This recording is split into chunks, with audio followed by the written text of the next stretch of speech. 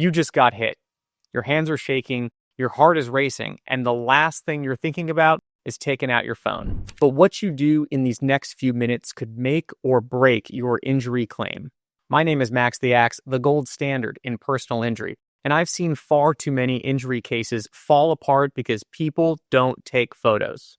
This video will show you exactly what to film, what to avoid, and how to protect yourself both legally and financially, starting right at the scene, so that you can focus on recovering, not defending your side of the story 6 months later. Why pictures and video matter immediately.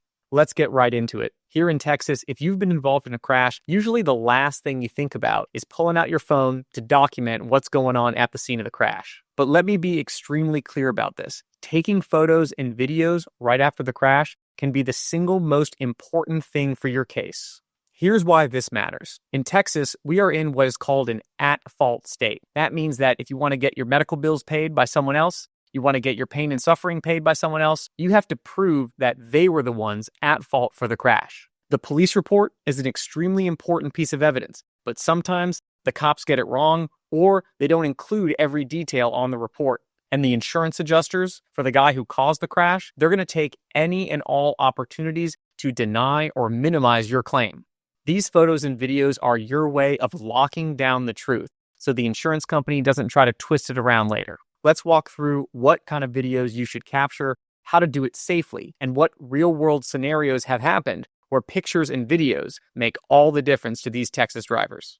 What to capture at the scene. First, let's talk about what you need to document. You don't have to be a professional photographer. Anyone with a camera phone can take the right photos and videos to preserve your legal rights. 1. The vehicles.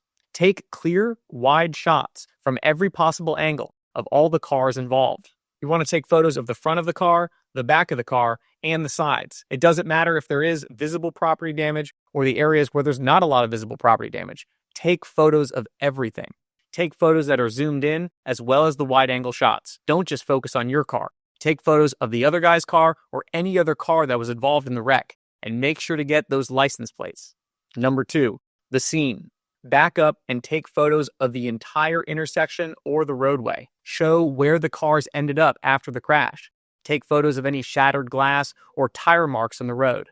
Look for traffic signs, stoplights, crosswalks, everything that you can possibly capture. The goal is to tell the story of how this crash happened visually. Number 3, the surroundings. Document things that could have contributed to the crash. This could be blocked signage, construction, faded lane markings, potholes, debris in the road, even the weather. Was it raining? Foggy? Sunny? A quick video sweep of the area can help capture some of these details that you could miss when you're in the stress of the moment. Number 4, injuries. This one's tough, but extremely important. If you have any visible injuries, like bruises, cuts, scrapes, take clear photos of them, and also take photos as they begin to heal. If you feel too shaken up to take these photos, ask someone who you trust. Don't exaggerate, just take photos of the truth. Number 5, the other drivers and witnesses. Politely ask the other driver if you could take a photo of his driver's license and insurance information. It is much faster and far more accurate than trying to copy down the numbers while you're in shock. If there are any witnesses to the crash, take a photo of them and ask if you could take a video of what they saw. Preserve that video because it could end up being the make or break difference later. Make sure to get their contact information, their license plate number, their driver's license, whatever you can do to preserve their identity. People leave, they change addresses, they change phone numbers, so you're going to want to get as much information as you can of all potential witnesses. Safety comes first. Now, a quick but extremely crucial point. Only do this if it's safe to do so.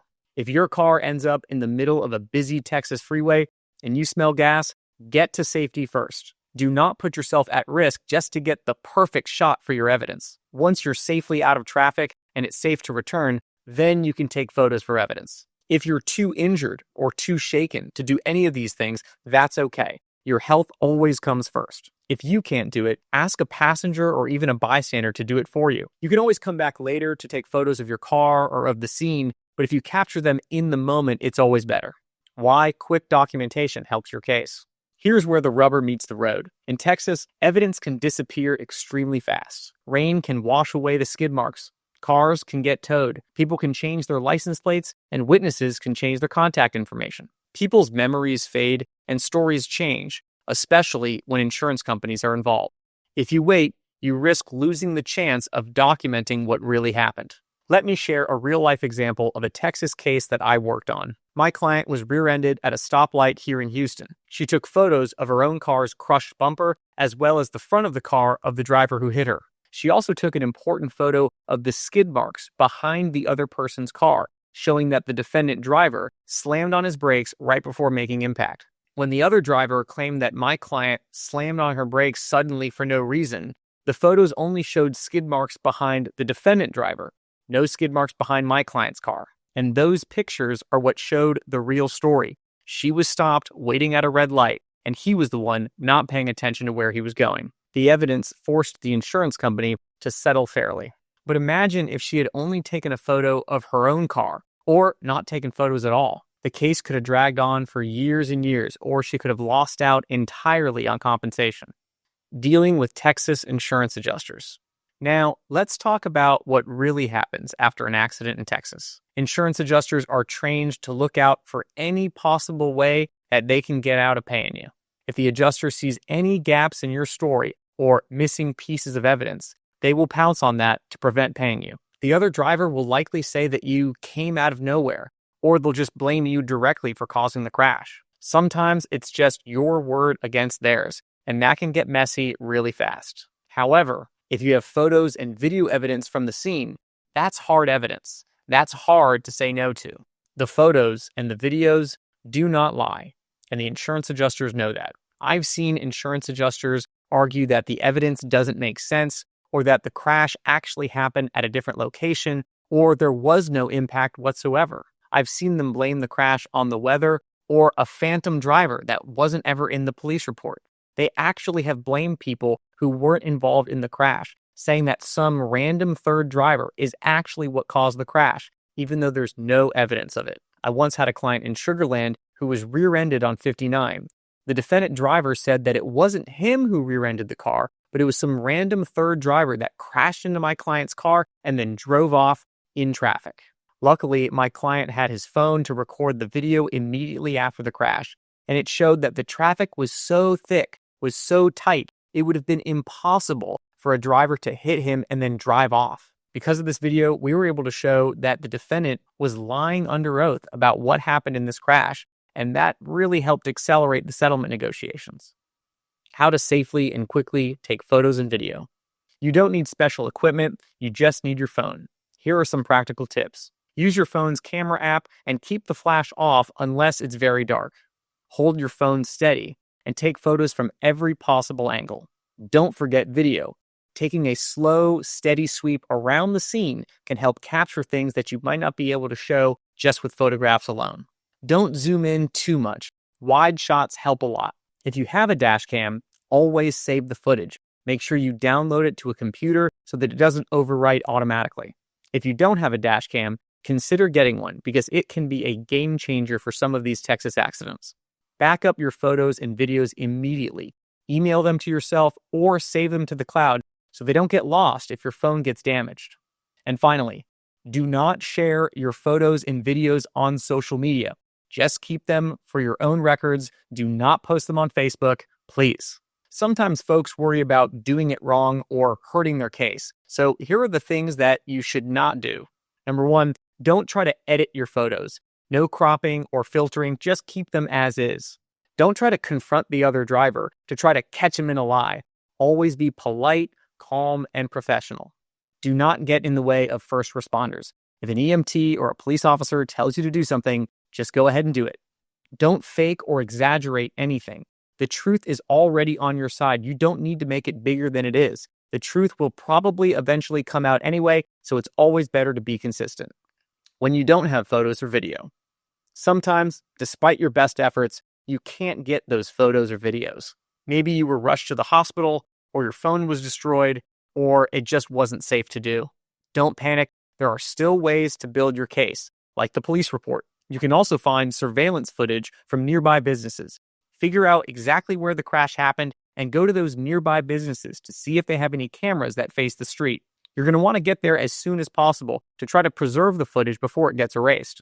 But as you know, those options take a lot more work and aren't always possible. The bottom line is, if you're able to document the scene and the accident yourself, please do it.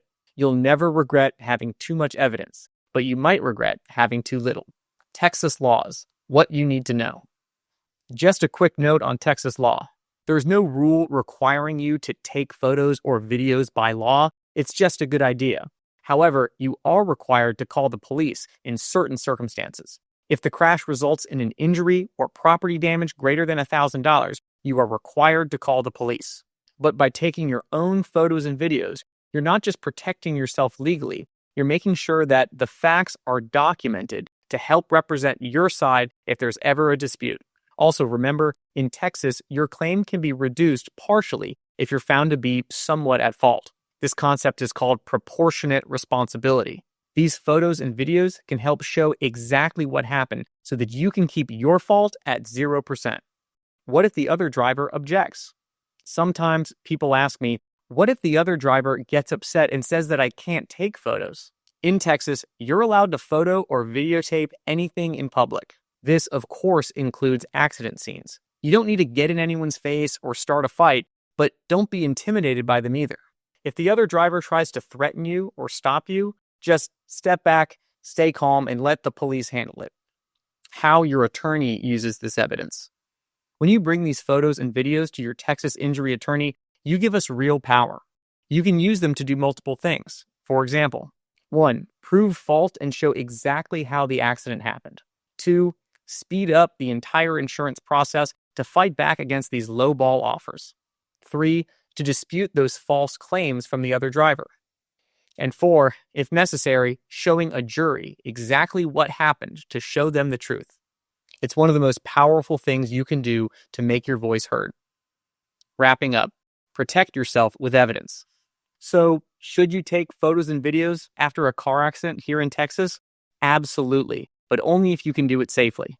It doesn't take long, it doesn't cost a thing, and it could be the absolute difference maker for your car accident case. These images end up protecting your health, your wallet, and your rights. Now, keep in mind, not every accident is absolutely cut and dry when it comes to liability. And sometimes, the person who hits you doesn't even have car insurance. And if that happens, you need to know exactly what to do and how to protect yourself and your claim. That's why you won't want to miss our next video, what to do in a car accident when the other driver has no insurance. I'll walk you through step by step how to cover your bases, how do you talk to your own insurance company, and how do you keep from getting stuck with the bill. You've got the facts. Don't wait until it's too late. Click over to the next video now. I'll see you over there.